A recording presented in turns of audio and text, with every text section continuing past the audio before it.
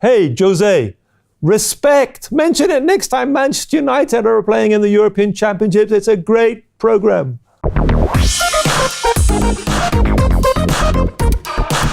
So, Michael, now we're talking about CSR in the fine sport of football. So, is the football status, is it in a bit of a crisis with the World Cup looming and with UEFA?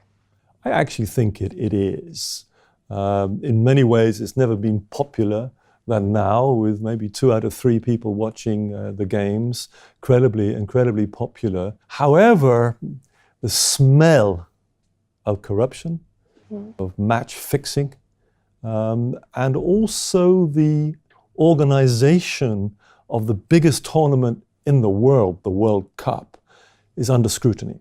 FIFA is record, and I know when I mention the word FIFA, you say, hello, what's going on there? Well, it looks like the next 2 World Cups, one is going to be in Russia, with the problems that entails, and the one after that, 2022, is in Qatar, which is in the Middle East. Now, Qatar has a population of Qataris of 200,000 people, maybe 1 to 2 million immigrants there, and they're building 10 or 11 stadiums.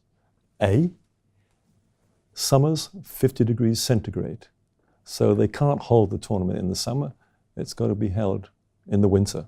Heck, you hold it in the winter, but that's the peak viewing season in the northern countries for watching Premier League soccer. So what's going to happen there? So there's a big tussle going on. How did Qatar get the World Cup?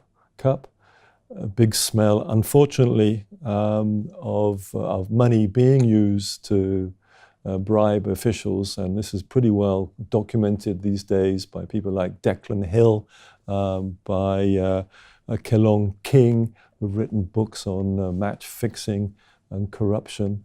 And corruption in football, it's not just on who wins, it's also who gets the host city. The host city, who gets who's the country who's going to host it? South Africa, for example, it smelled a little bit. There have been games in the World Cup which you know are fixed when a game has to draw. The famous one with Germany and Austria, I think it was.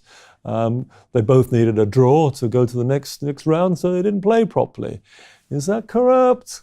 I don't know. So it's actually the definition of corruption. Declan Hill has actually written a long book on exactly that topic. But going back to Qatar, how did such a small country get the World Cup? Yes, the emir is a fanatic, and so is his son.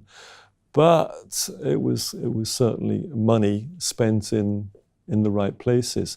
But now I think they might be regretting it, because don't forget, Qatar has been cut off in the Middle East from Saudi Arabia. Qatar Airways, in order to fly in and out of Qatar, has to have a rather strange route in and out of the Gulf. It has to fly over bits of Iran, and it wants to avoid Yemen. It can't fly over Saudi Arabia now. So that's a real problem. What's going to happen in 2022? Personally, I'm not sure it's going to come off because of all the things that went on.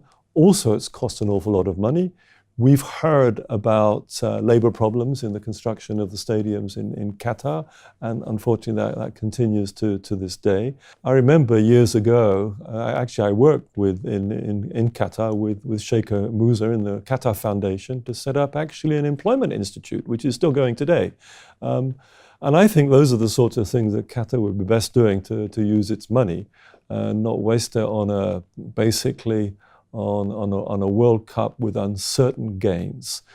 In fact, they're losing prestige for hosting it, not gaining it. I mentioned to Sheikh Musa 7 or 8 years ago, and I wrote to her saying, why not have just the final in Qatar and maybe some preliminary rounds, and then within 3 hours of Qatar, you've got Greece, you've got Kenya, you've got Russia or whatever, and you could have the games there, and you could use the stadiums they already have. That would be much cheaper for you, and then the money you saved, you could continue to invest in creating youth employment. Now, Russia. Well, one issue we know already, that the United States did not qualify to play in Russia. So that's one issue that's going to be avoided. The other issue is what's going on. I mean, they're building stadiums like there's no tomorrow. Huge cost overruns. The one in St. Petersburg is now overrun by 700%. And it's still not finished. So the World Cup's next year. And they've been using forced labor from North Korea in order to build the stadium. So, and also Russia's not so popular these days because of its very clever attack on Western democracies. So it all looks rather problematical, I think, for next year for the World Cup and also in 4 years' time. The other huge events are organized by the European Football Association. They are actually in much better shape, in my opinion. Not everything is perfect, but they have a big CSR program run by a former student of mine called the Respect program, Respect, and you might have seen it on the players' shirts. I wish it was given more prominence, actually, but in fact, they've been actually using it to promote football against racism, against violence, against corruption, helping handicapped people, and so on. They've not really convinced the presenters and the commentators and the managers and so on, like Mourinho. I've never heard Mourinho mention the word respect. Hey, Jose, respect! Mention it next time Manchester United are playing in the European Championships. It's a great program. Don't you think, from a social responsibility point of view, stuff like we've mentioned the corruption for choosing and actually building the stadiums and that kind of thing, but for countries like Russia and the Middle East hosting events there, don't you think from an internal point of view, from the players and from people attending, actually it builds barriers? Some could say it might be a good thing. I think the latter more. It's a good thing. I mean, you look at when France won the World Cup, it did wonders for racial integration in France. Unfortunately, it's fallen away a bit since then. Remember Thierry Henry holding up the World Cup and embracing, Brazilians and so on. Absolutely marvelous. Football does, in fact, contribute to bringing down racial discrimination, and it's certainly a big part of what the European Football Association, UEFA, does under its FAR program, Football Against Racism.